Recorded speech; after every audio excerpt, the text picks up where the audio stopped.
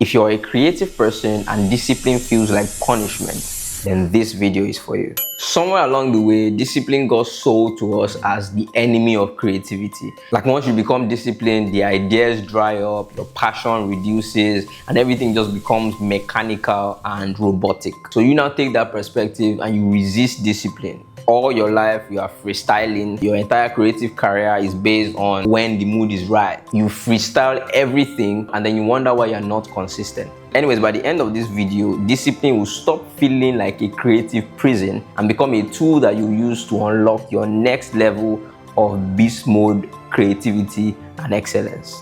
You probably think that discipline means forcing yourself to create even when you're not inspired. Waking up early, having your bath with cold water, shooting that video even when you have a migraine, pushing yourself and working hard even on the days that you feel very off. No wonder it feels like punishment. Here's the thing.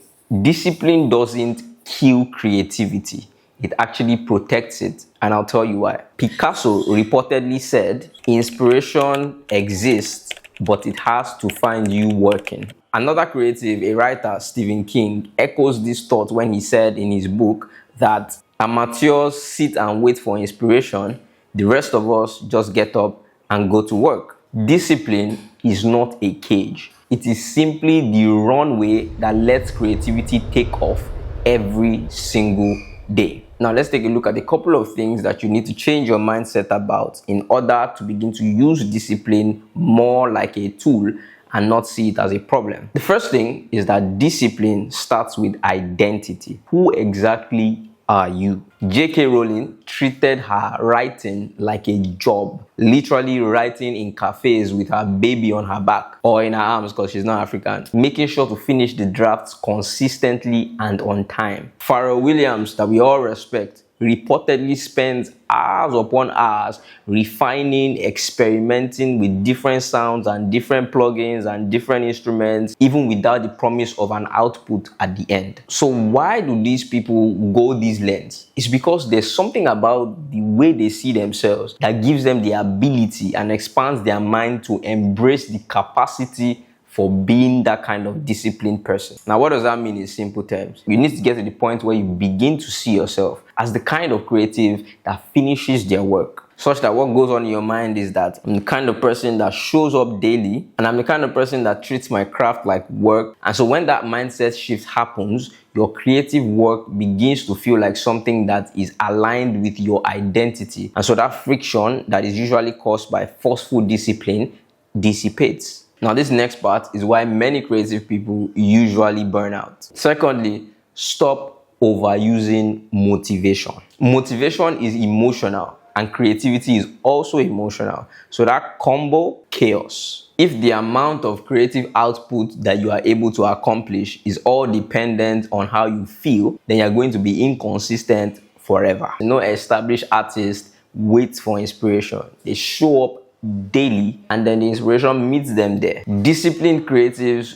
don't rely on feelings alone. They build rituals, systems. Remember our video on self-leadership where we recommended the Atomic Habits book? Stack your habits in such a way that it favors you. For example, you can write a page every single day after you brush your teeth, or practice your guitar every single day after you have your bath. Whatever the routine is, find a way to include your creative work into what you already do every day. Make sure you're doing the same thing at the same time in the same place. And that's how you build a habit. Number 3, you need to stop associating discipline with losing your edge or losing your spark. Like we said earlier, most creative people think that structure and organization kills creativity. But guess what? Beyonce, that many people admire, is somebody who writes and rehearses on a strict schedule for every single tour and for every single album that is released. Beethoven, that we all know and respect and honor, even though we've never seen him before, composed music